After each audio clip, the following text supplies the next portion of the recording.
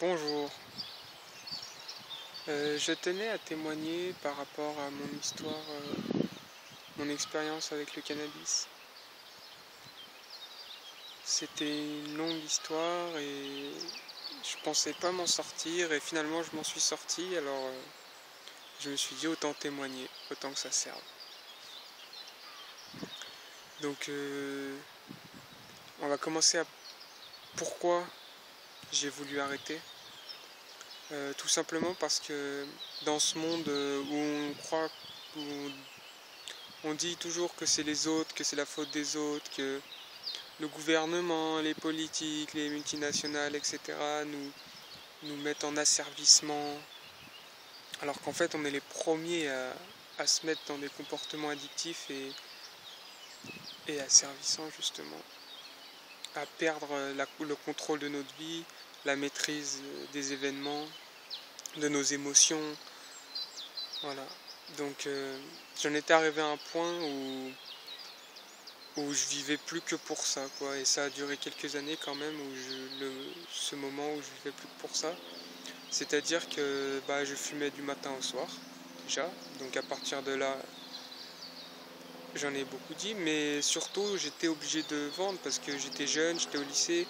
Mais j'étais obligé de vendre pour pouvoir, moi, consommer ce que j'avais besoin, quoi. Donc toute la journée, elle tournait autour de combien j'ai vendu, combien je peux fumer, est-ce que je suis pas en retard, est-ce que je suis en avance, est-ce que j'ai du rab, est-ce que...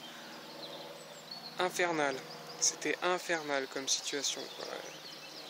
Et finalement, donc j'ai décidé de reprendre tout ça en main. J'ai fait plusieurs tentatives d'arrêt chaque année en début d'année. Je me disais, allez, cette année, j'arrête. Je parle d'année scolaire parce que j'étais au lycée surtout pendant que je consommais. Et au final, j'ai décidé de vraiment reprendre le contrôle. Et puis il y a eu un élément assez déclencheur, c'est que je suis arrivé à l'IUT. Et à ce moment-là, j'avais pas le choix.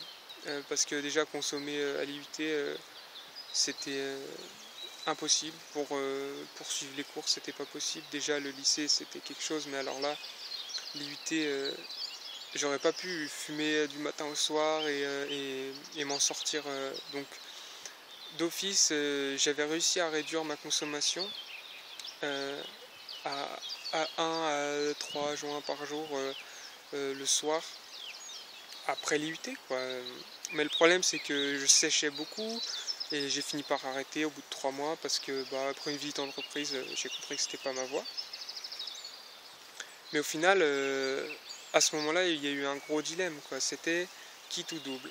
Parce qu'à partir de ce moment-là, j'étais libre, quoi, du matin au soir. Donc soit je me remettais à fumer toute la journée, à vendre, et je retombais alors que j'avais pendant peut-être 2 mois, réussi à ne fumer qu'1 à 3 joints par jour.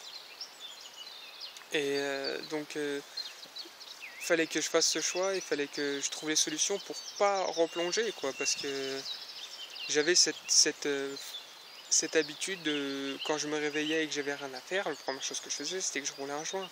Et à partir de là, toute la journée, elle tournait autour de ça, quoi, parce que la redescente c'est difficile à supporter, et donc on recommence à fumer pour pas être dans cet état de lock, quoi. Donc pas le choix, il fallait que j'arrête absolument. Donc j'ai été soutenu par un organisme qu'on peut appeler un centre antidrogue. D'ailleurs merci à Maxime qui m'a beaucoup soutenu et qui m'a donné plein de pistes, comme repousser tout simplement le premier joint de la journée, le repousser le plus possible. Comme ça, si tu gagnes 1 heure, tu gagnes 1 heure, tu as gagné un joint, ou 2 heures, 3 heures, 4 heures. T'occuper, faire n'importe quoi, un truc qui traîne, tu le ranges, une balade, n'importe quoi, faire quelque chose, quoi. Donc il y avait ça, repousser, premier outil. Le second outil, c'était de le remplacer, de vraiment trouver une occupation qui allait pouvoir permettre de penser à autre chose et de s'évader pendant un long moment, comme par exemple une pratique sportive ou la lecture ou je sais pas, quelque chose qui vous plaît quoi, quelque chose qui plaît quoi. Donc voilà, remplacer. Et ensuite, la dernière méthode, c'était de tout comptabiliser, tout simplement. Moi, j'ai fait un tableau que j'ai tenu pendant au moins 6 mois, pendant au moins 6 mois, même plus, hein. Mais on va dire au moins 6 mois, et pendant 6 mois, tous les jours, je notais combien de joints j'avais fumé. Et j'essayais de comprendre, alors tel jour j'en ai fumé tant, et la veille j'en ai fumé tant, mais c'est quoi, qu'est-ce qui était la différence? Quelle était la différence dans la journée?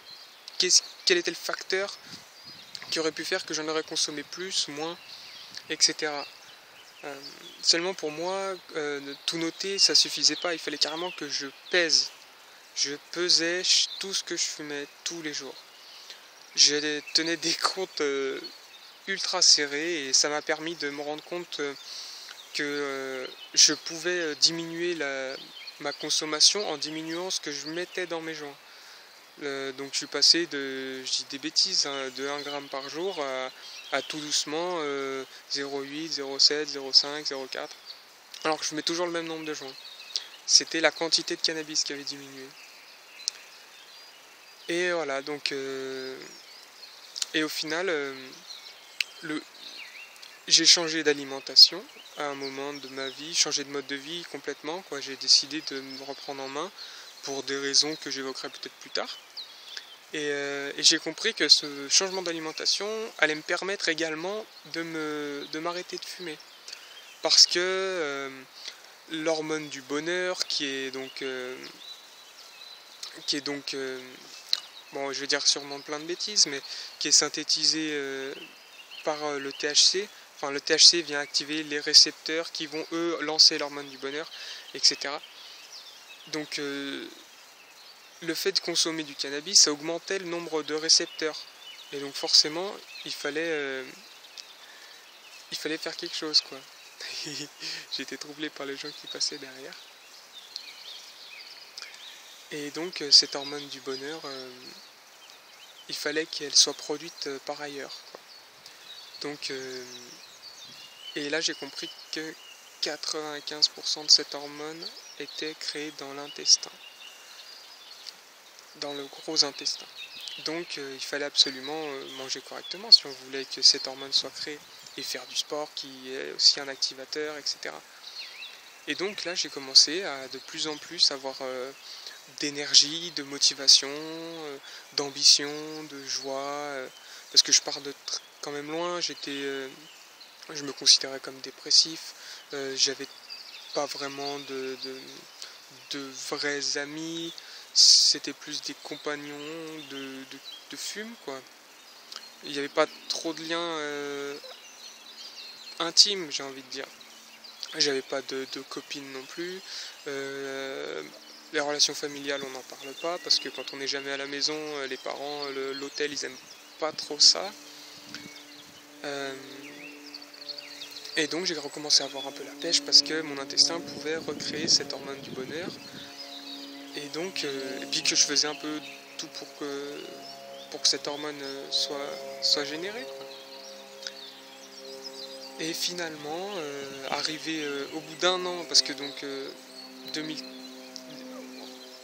à une certaine rentrée scolaire, je rentrais à l'IUT, et l'été à la fin de cette année-là, j'ai fait un stage en permaculture, et à ce moment-là j'ai rendu compte que d'autres gens fumaient, je parle de cigarettes cette fois, d'autres gens fumaient, et je me suis dit c'est pas possible, on va pas rester accro à ce système, on va pas continuer à se laisser nourrir et tuer par ce système qu'on est tous en train de combattre, quoi. On passe notre temps à dire il faut que ça change, etc. Mais si on change pas nous, il n'y a rien qui change, quoi. C'est nos habitudes et notre pouvoir d'achat.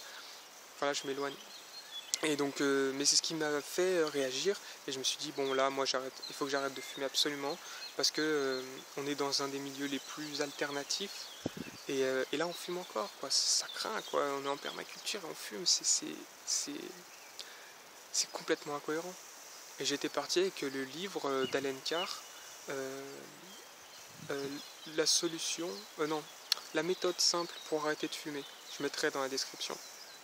Et donc j'étais parti avec ce livre parce que ça me trottait depuis longtemps d'arrêter de fumer, vous avez bien compris. Et donc j'ai lu ce livre le soir après les formations, je lisais. Et en 48 heures je l'ai mangé parce que je voulais vraiment arrêter et que c'était passionnant. Il explique tout le mécanisme de l'addiction, physique, psychologique. Et donc j'ai compris comment arrêter en fait, tout simplement, que c'était surtout notre façon de voir la chose qui allait nous faciliter la tâche. Et donc le soir, donc j'ai réussi à arrêter la cigarette facilement parce que le premier matin où je me suis réveillé sans cigarette, parce que j'avais tout jeté, tout brûlé en mode rituel, le premier matin où je me suis réveillé, je me suis dit je suis libre. Je me suis pas dit il faut qu'ils me retiennent, il faut que... J'étais pas dans le... Je subissais pas, j'étais l'acteur et je me libérais. Et à ce moment-là, la première personne que j'ai vue fumer, je me suis dit, moi je suis libre. Et ça fait vraiment beaucoup de bien. Et de plus, dans ce livre, il expliquait bien que la plupart des gens qui étaient accros au cannabis, c'était pas au cannabis qu'ils étaient accros, c'était au tabac, à la nicotine. Mais le cerveau avait mis une image, le